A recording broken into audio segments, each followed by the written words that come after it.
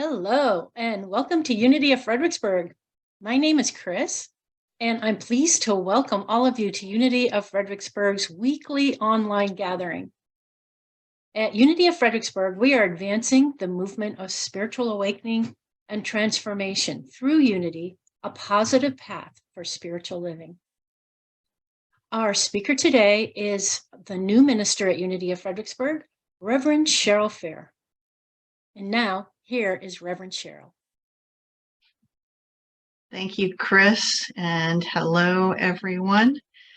Wonderful to have you here, those of you who are in our Zoom community room for Unity of Fredericksburg, and those of you who are watching now and watching later on YouTube.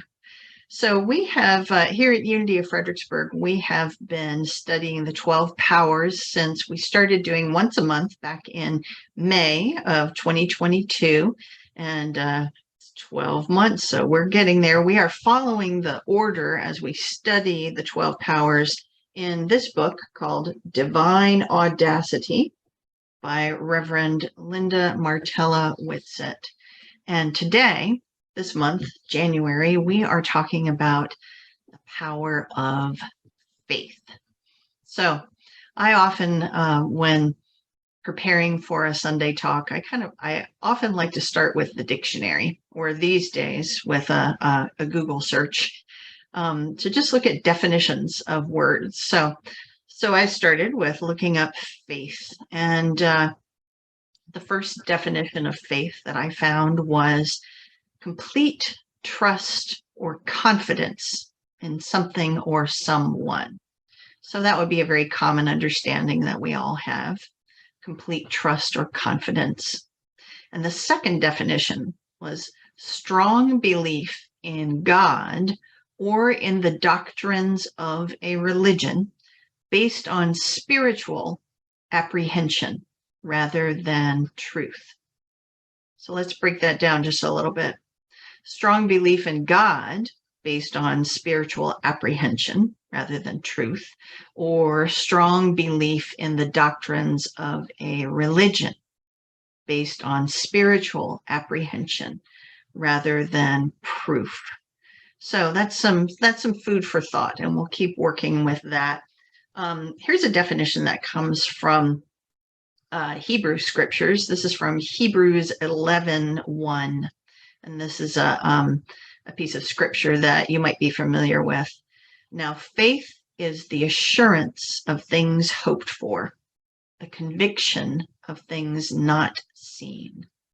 The assurance of things hoped for, and the conviction of things not seen.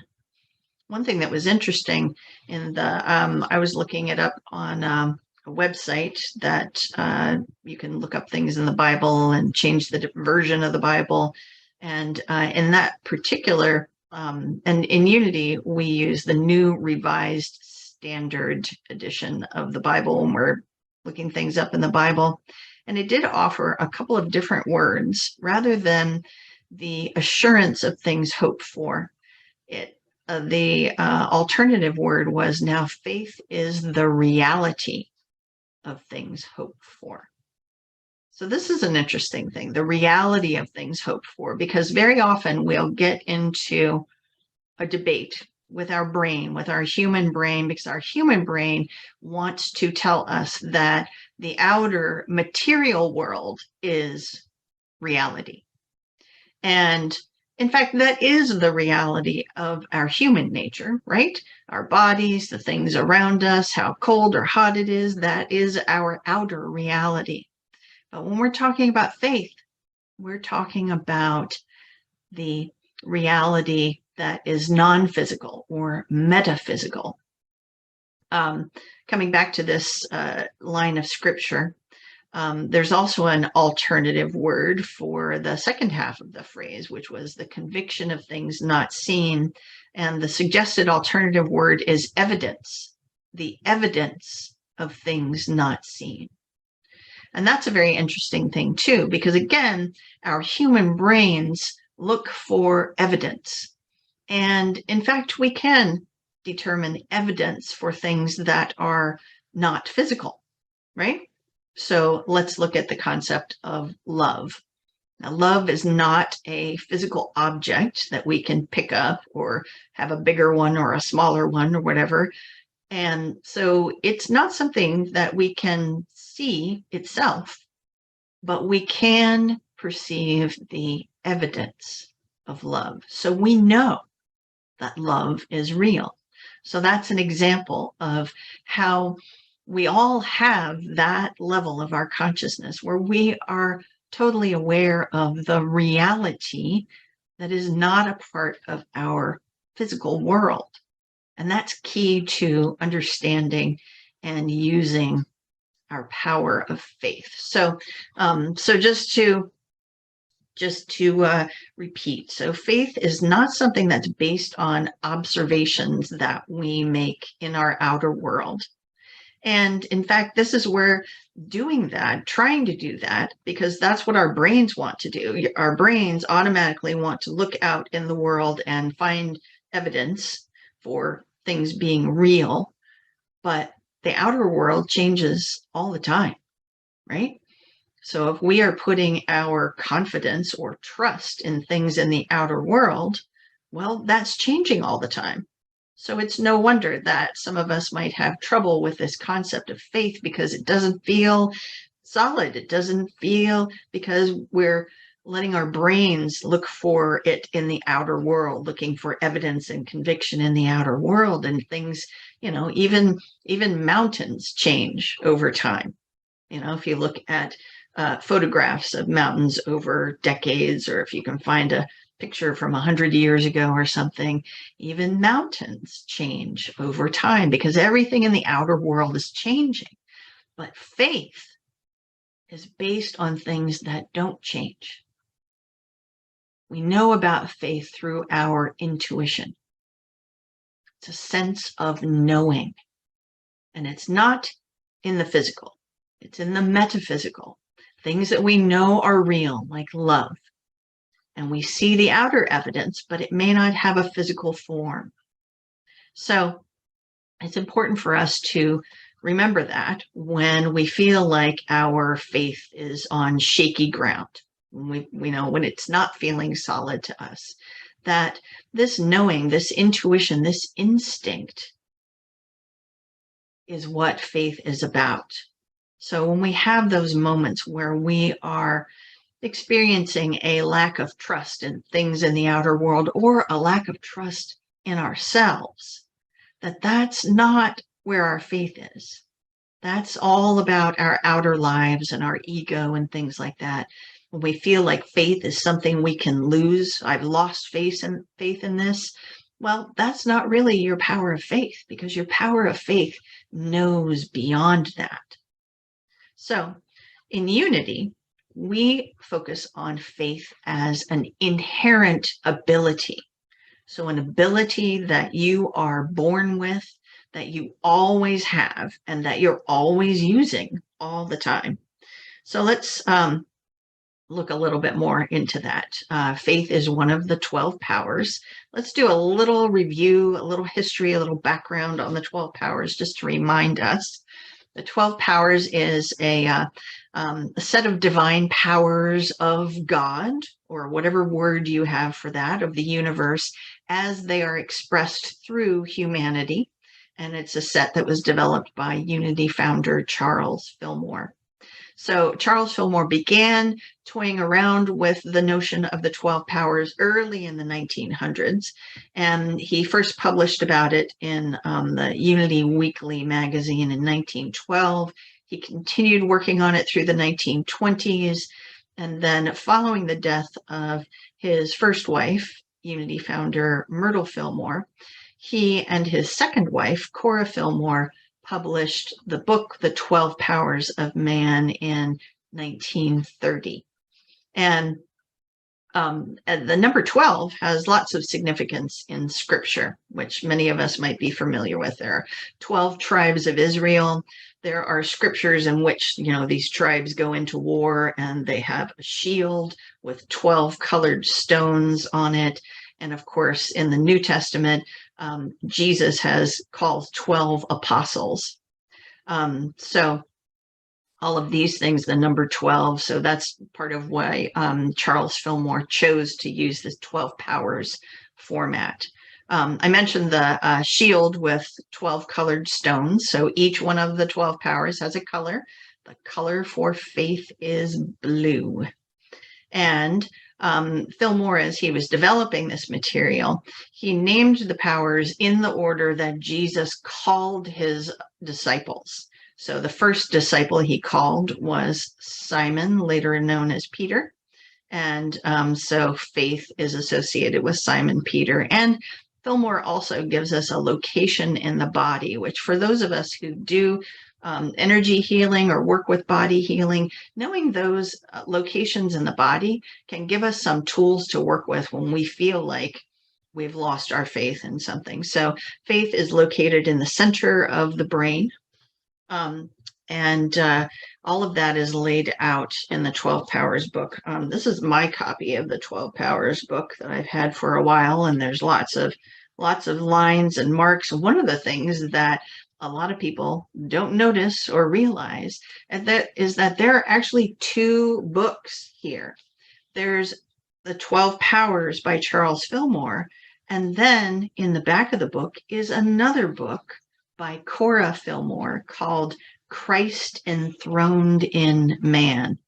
And sometimes I find the richest material in that second book. So as we look now at unity definitions of faith, I'm going to read from Cora Fillmore to tell us what faith is.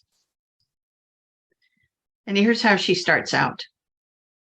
Faith is. It is an attribute of God. Faith is purely spiritual. It knows nothing less than supreme assurance. Faith is dauntless.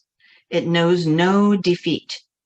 Faith is the quality of the mind that moves and molds ideas and brings them to concrete expression. So there's one definition. I'm going to read another definition for you. This is included in this book by Paul Hasselbeck and Cher Holton called Power Up.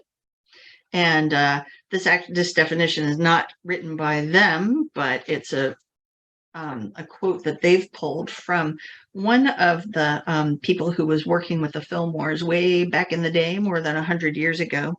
Her name was Winifred Wilkinson Houseman. And this comes from writing of hers called Your God-Given Potential. And here's this definition of faith. Faith is that quality in us which enables us to look past appearances of lack, limitation, or difficulty, to take hold of the divine idea and believe in it, even though we do not see any evidence of it except in our mind.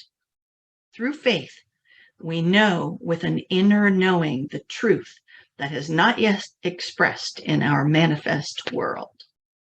So there are two pretty powerful definitions of faith from Unity writers. So faith in Unity terms is our capacity to believe, despite what our human eyes show us. So for those of you who have an affection for the teachings of Jesus, I'm going to be pulling from that a lot today, and Bible scriptures. So those of you who like that, you'll enjoy that today. And those of you who reference other spiritual teachings, just know that in Unity, we recognize that there are a lot of enlightened teachers out there. And today, I'm just happen to be focusing on things from the Bible. And in Unity, we focus on the teachings of Jesus, like the things he actually said and did, rather than the teachings about Jesus, which is the foundation of a lot of religious practices that we don't use in Unity, because we just focus on what Jesus had to say. So back to faith. Faith is our capacity to believe in spite of what our human eyes show us. So in the Gospel of John 7:24, here are the words of Jesus telling us, do not judge according to appearances. Now it goes on, but just listen to that, friends. Do not judge according to appearances. So just take a moment. Just breathe into that. Take a breath. Ask yourself, in what aspects of my life am I relying on appearances rather than faith? Just ask that question. All right, moving on. Unity teachings show us that faith is a power that we have, an ability that is fully available to us and that we are using all the time. So here's another reference to scripture from Jesus. This is from Matthew 17:20.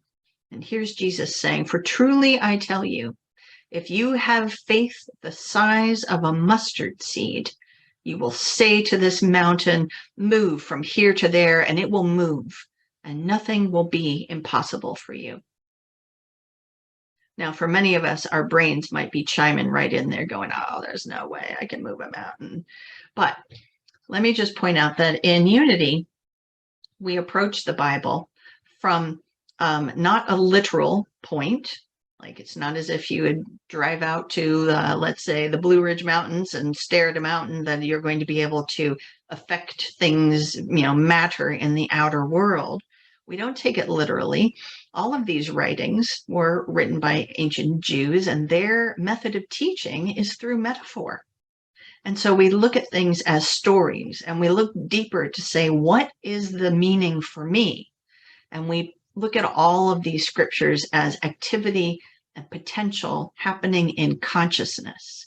So I ask you this, when Jesus is talking about a mustard seed, and a mustard seed is tiny, it's kind of like the size of the head of a pin or something. It's a tiny little seed. And, let me go back and read that again. "For truly I tell you, if you have faith the size of a mustard seed, you will say to this mountain, move from here to there, and it will move, and nothing will be impossible for you." So let me ask you, friends, is there anyone watching who has never faced an obstacle in your life that felt like a mountain? Anyone? I doubt it. I think we've all had those moments, haven't we? And once you change your thinking about something, then you find your way around the mountain, don't you? Or once you find your strength to endure and persevere, you work your way through the situation. So once again, I ask you to take a breath. Take a breath, my friend, around this whole concept and ask yourself, what aspects of my life am I making into a mountain? Just allow space for that. All right. So moving on, since we've established that faith is a power we're using all the time, the question for each of us is, what am I putting my faith in? How am I using my faith in this situation? So here's another bit of scripture where, once again, Jesus is referencing a mustard seed, one of his very favorite examples for us to understand. And very often he uses examples in the natural world. So there are things that we can sort of observe in the outer world and go, oh, yeah, look at that. So from Matthew 13:31, here's Jesus saying, "The kingdom of heaven is like a mustard seed that someone took and sowed in his field. It is the smallest of all the seeds, but when it has grown, it is the greatest of shrubs and becomes a tree, so that the birds of the air come and make nests in its branches." So how many times have you had a hope, a desire that was the smallest of seeds, but when you leaned into your power of faith, you could allow it and encourage it to grow, to be greater and greater and greater, but not by believing in the limits that your human brain shows you about the outer world, but by leaning into your capacity for faith. Very often we allow ourselves to be boxed in by rules of the outer world. Oh, there's not enough money. There's not enough time, not enough people. I'm too old. I'm not smart enough. Have you ever been, or have you ever been around someone who believes in Murphy's Law, which is anything that can go wrong will go wrong? Have you ever been that person? I think all of us might have had a moment doing that, or you witness someone else. It's much easier for us to witness other people doing those things, isn't it? So right here, right now, once again, I want you to take a breath. Take a breath and ask yourself, what am I believing in? And this may be around a certain circumstance or situation that's coming up for you as we talk. What am I believing in? Am I believing in old stories that I'm carrying in my consciousness? Or am I leaning into faith? And as we go a little bit further, and we're heading towards a nice meditation on all of this, Unity teachings show us that faith is a powerful ability that we can develop and grow. So even if you feel like you're just not doing a good job of working with your own power of faith, it is something that we are assured you can develop and grow. A lot of times we have the opportunity to develop and grow it when we're dealing with healing situations, whether that's physical or emotional or spiritual healing. Fully a third of the Gospels of the New Testament are dedicated to Jesus's healing work. And in the vast majority of those, Jesus clearly names what's happening here as faith being the catalyst for healing. And all the folks that he's interacting with, they are not exceptionally gifted people. They're regular people going through their lives just like us, experiencing really, really challenging times. And what Jesus does from his space of wisdom is he is able to see that full faith potential inside these individuals and call it out for the healing. So a couple of quick examples. Matthew 9:21. There's a woman who's following a crowd that Jesus is in, and she desperately wants healing. And her thought is, if she can just touch the edge of his cloak, that she could, that's all she needs to do. And when she does, Jesus senses it and he stops. And what he says to her is, "Take heart, daughter, your faith has made you well." And the scripture says, and the woman was made well from that moment. So Jesus doesn't go around doing physical things with people or working up potions. The most he does physically in any of these healings, when he heals a man of blindness, is, he creates a little mud and puts it on the man's eyes, but he doesn't treat it as if it's some kind of medicine or something. That's the only time where he's doing something. He's just perceiving with his power of faith and calling forth the power of faith of those he's interacting with. One other example is from Matthew 8, verse 12, and he's dealing with a Roman centurion. Now, the Roman centurion has been observing Jesus in his work and believing. And he has a servant at home who's desperately ill. And so he asks Jesus, and he says, "Don't come to my house. It would be too much disruption," because clearly a Roman centurion and, a rabbi would, their paths would not cross. So, but he believes that Jesus can help. And Jesus says to him, "Go. Let it be done for you according to your faith." And the servant was healed. So there is once again Jesus referring to faith. So each of us can learn to grow and develop our ability of faith.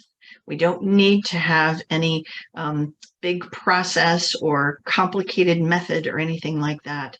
Here are some ways that we can work on growing and developing our faith. The first one is through the practice of asking ourselves questions, just like we've been doing this morning. When we ask ourselves questions, we create space for contemplation and growth. So do that again right now, just like we've been doing here this morning. Take a breath and ask yourself, how can I grow and develop my faith? We can grow and develop our faith through our words, observing the words that you're using, noticing if you're using language of limitations or lack, and find ways to rephrase, to learn how to use your faith to rephrase how you're talking with yourself, how you're talking with others, how you're labeling things in your world, and do it in a way that reflects confidence and assurance in that which is not seen yet, claiming wholeness, even when you're not seeing it in the outer world, and realizing that wholeness is something that you arrive at in your consciousness. So you can be and feel 100% whole, which is your natural nature, even when your body is still out here figuring things out and healing. So looking at our words, look at your feelings. Look at the feelings that come up. Our feelings are kind of like our antenna out there, and they let us know when what we're doing and what we're saying is not in alignment with our highest good. So when your feelings are showing up, look at them, pause, breathe, and dive into what is it that these feelings are showing me. When I'm frustrated, when I'm angry, when I'm sad, what is it telling me about how I'm going about things and what changes I can make to be more easily in a space of joy? And of course, we can look at our actions to help us develop and grow our faith. Observe your habits around things that you're doing and ask yourself, what can you do differently? So we've talked a lot about faith. We've talked about it as not being something that we're operating in the outer world. And that's where we can get into trouble, where we think, oh, I've lost my faith, because we're putting our power of faith in things that change all the time. So faith is really something that we work on the non-physical, spiritual, metaphysical level. And it's an inherent ability that we have. We can ask ourselves in different situations, how am I using my faith? And we can work to grow and develop our faith through our thoughts, feelings, actions, and to use a phrase I've heard before, rather than fake it till you make it, how about faith it till you make it? So lean into your power of faith and claim your good, even when you're not seeing it in the outer world. And that power to perceive beyond appearances will show up and grow and thrive for you. So to close this out, this talk, and move us into meditation, I have one more quote to share. And this is from the Reverend Dr. Martin Luther King. And since we recently celebrated MLK Day, I thought a quote from him would be a great way to close. Faith is taking the first step, even when you don't see the whole staircase. Faith is taking the first step, even when you don't see the whole staircase. Now, before we go into meditation, I do want to mention that we will have a couple more opportunities to talk about faith. One will be on, because we've been doing this year-long study based on Divine Audacity. Here's that book again. We're going to have a class on the content from this book on the power of faith on Wednesday evening. That's Wednesday, the 25th, 7 p.m. on Zoom. So if you don't have the link, that's the same link that we've always been using for that class. If you don't have it, really simple, just send an email to info@uofva.org and ask for the link for the class. So we're going to talk about that on Wednesday. And then next Sunday, we're going to continue with this discussion of faith with a guest speaker, Reverend Lily Sandberg, and she's going to really bring this to the human level. Her talk is on frustration and faith. So we're going to keep talking about that. And right now, we're going to move into a time of meditation. So take some deep breaths, my friends, and let's just quiet the mind for a few moments. Open the heart. And open your senses. As I read this affirmation for faith, this is drawn from a book called This Life is Yours by Linda Martella Whitsett and her daughter Alicia Whitsett. So just hear these words, my friends, as you focus on your breathing and relax into the moment. Affirmation for faith.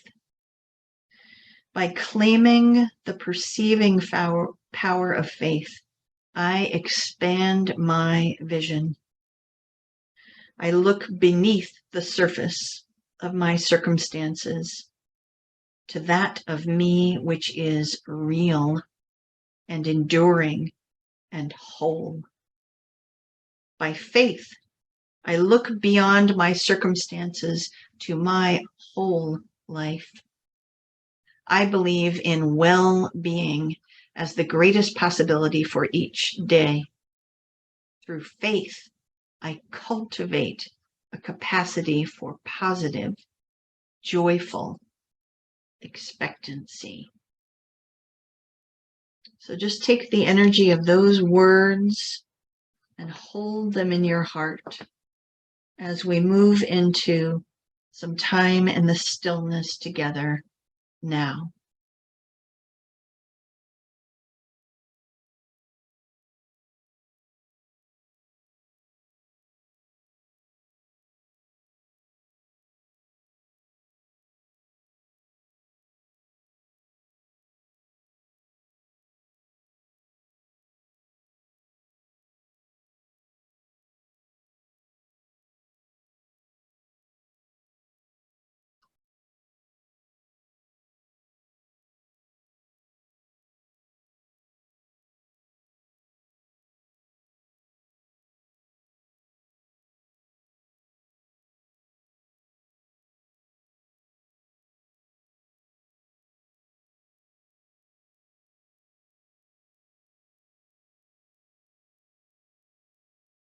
And as we begin to bring our attention back to the current moment, just keep your eyes relaxed or closed, whatever is comfortable for you. And see this blue light of faith moving through the different aspects of your life. See the blue light of faith bathing all the thoughts and beliefs in your consciousness, lifting them higher. See the blue light of faith bathing the attitudes and feelings that show up for you and enlightening them. See that blue light of faith moving through your sense of self, of who and what you are in this lifetime. See it moving through your relationships, your family relationships, your relationships with loved ones and friends. See that light of faith moving into your sense of purpose, whether you have a career or whatever the work you do in the world, whatever that is. See the blue light of faith bathing that and lifting it higher. See that blue light moving through your financial dealings, the physical expression of your giving and receiving. And finally, allow that blue light to express and move through all the cells of your body, recognizing the truth of what you are as wholeness. So we close this time of meditation in gratitude, thankful for the opportunity to come together in this way. And here's a closing affirmation. Let me say it for you, and then you can repeat it for yourself. Through faith, I cultivate my highest good. Let's say that again. Through faith, I cultivate my highest good. And so it is. Thank you, my friends.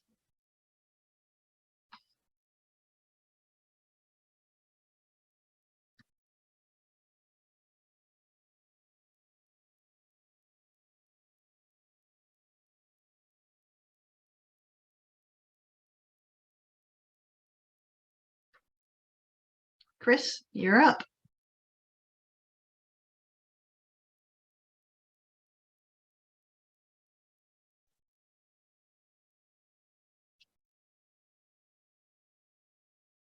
For those of you who have been watching on YouTube, we thank you for joining our weekly broadcast. Please like this video and subscribe to the Unity of Fredericksburg YouTube channel so you can find us easily again next Sunday at 11 a.m. Eastern Time. Our full service, including music, prayer, and interaction, takes place on Zoom. If you'd like to join us in the beloved community on Sunday mornings, send an email to info@uofva.org, and you will get the Zoom link. Learn more and support our mission of spiritual awakening and transformation at our website, uofva.org. Thanks for watching, and see you next time.